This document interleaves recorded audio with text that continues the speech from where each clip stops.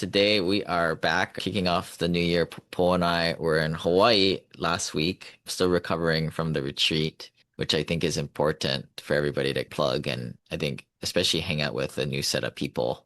So, hey everyone, it's good to be back. We wanted to talk about a couple of things today. And one of the things that came up was related to a bunch of the activities that we did. And we had a chance to reflect on the things that were fun, the new connections that we made, things that were different. One activity that I thought was really fun was a group activity, an escape room. So for those of you who've done it, it's a bunch of you work together in a room to solve puzzles to basically try to escape. And generally, you have about an hour to get out. So it was fun. We worked with different people, and a couple of us have never done an escape room before. When you play golf with somebody, you play sports with them, you can see Mhm. people's true tendencies. But I think it applies to escape rooms because, like you said, there is that mild dose of stress or maybe a lot of stress in a way. And that's what brings out people's tendencies. Some of people are a little bit more intense in the things they focus on. Other people, like myself, we had the Russian code decoder thing and you had to go back and forth. I was like, oh, I don't like doing this. Maybe that's from your academic background. You seem to be able to apply yourself a little bit more than I can. But I agree, there's a stress element to it, and I think it made me reflect on why group challenges under mild stress, like why they're so powerful.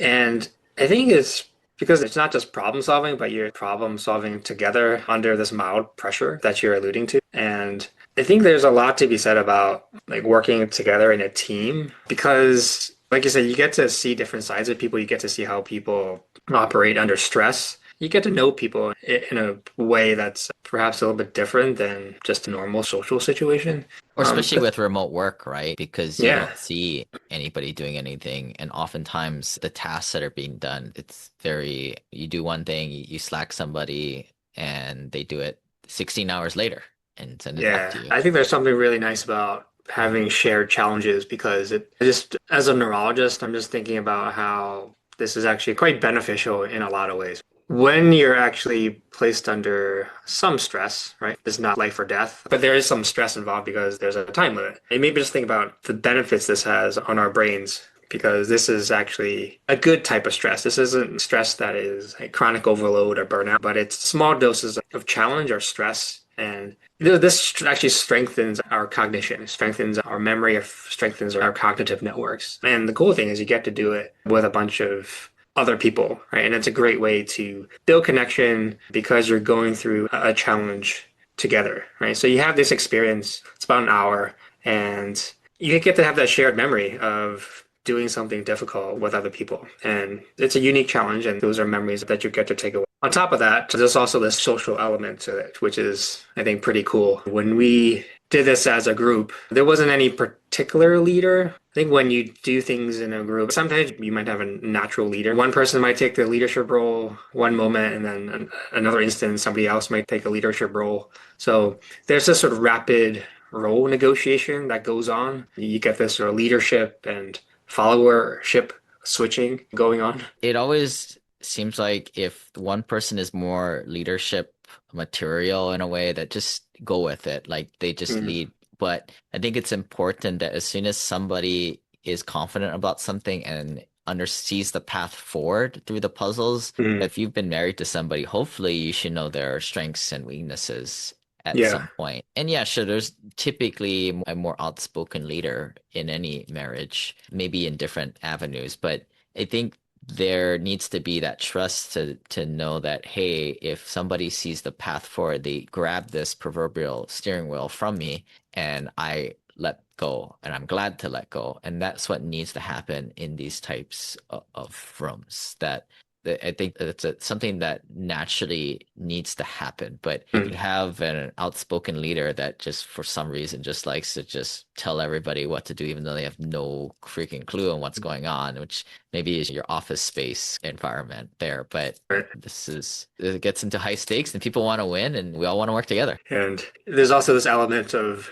frustration tolerance, right? So if someone's working style, leadership style is different than what you're used to, then you got to tolerate that because you know sometimes put your ego aside and work together on this shared goal of getting out of that escape room in under an hour. Along Yeah. with that, besides tolerating some frustration, which is actually like a real world skill, because you're working with a bunch of people and perhaps you might be working with people that you don't really know very well yet, you have to also read like emotional cues. And this is under pressure. So I think these are actually important skills that are actually good to work on. So I'm a big fan of these. I'm a big fan of activities like escape rooms to build team chemistry. Yeah. I was having discussion today with some other business owners, and we got down the rabbit hole of how the AI bots are going to take over the world and what Mm. is really the skills that are more valuable now that the bots can do everything. Mhm. Claude Code basically can build on top of all these LLMs and do everything. And yeah, when you are in an escape room, remember you were like underneath that cabinet thing and only two people, one or two people could fit under there. Like that's a clear sign of a context. Like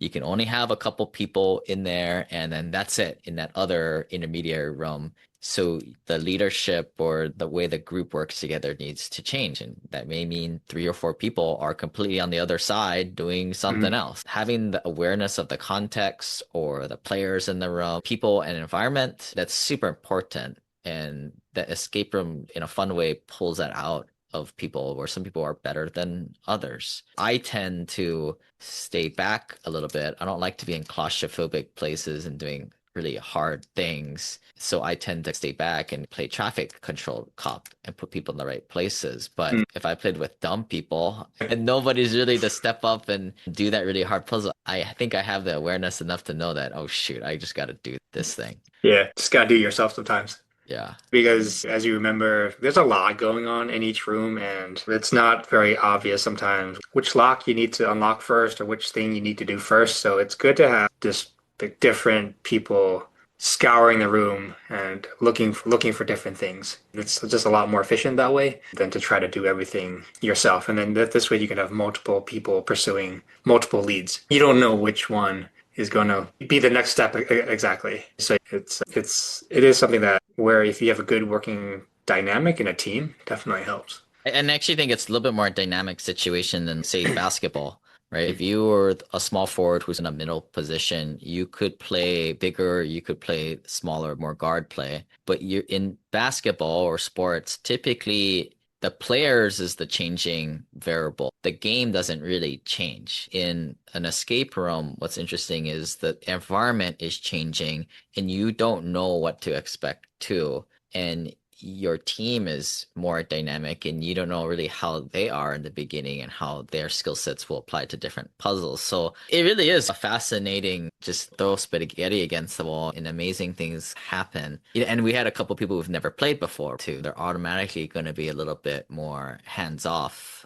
So yeah, I had another retreat this weekend and we were playing poker. This example of, we had side bets going on and I'm like, this is just confusing. You guys just figure it out. All in, whatever. I don't want to count the chips, right? Yeah. I notice whenever I do these things, I'm always in awe and curious is the word of, hey, what is my normal tendency and how does that relate to how I play basketball? How do I play poker with friends or these small other things where things aren't on the line, but I'm trying to apply myself. But then also, how does it apply to business and how do we solve problems in more of a corporate setting too? Mm. I noticed a lot of similarities on the way I do things. And lately, I've been trying to think of ways to that if there's a way I do certain things, I need to follow my tendencies in a way. Yeah, I think that's a really good point.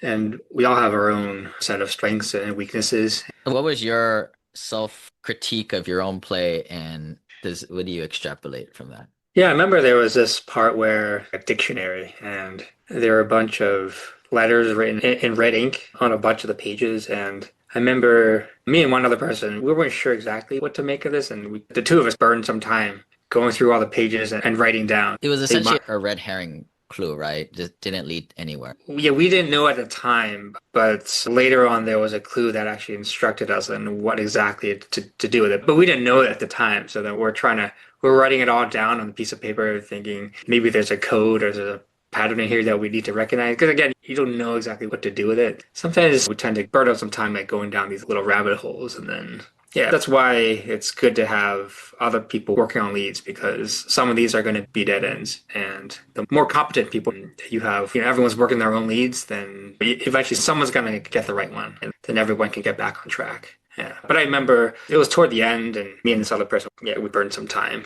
on that and probably should have realized sooner, okay, this probably isn't going anywhere. The good part of that is like tenacity and you stick to Yeah. something, but Yeah. sometimes things are not solvable and Yeah. not your forte in life. How about yourself? I think what I realize is like I need to have people on my team that have that capacity for like really getting things done. I think if Yeah. anything, it's maybe figure out who are the people that are left out, not doing anything, have them at least spin the dial on the lock and do something, right, on Mm. something. And so maybe I'm more in a delegator mode, right?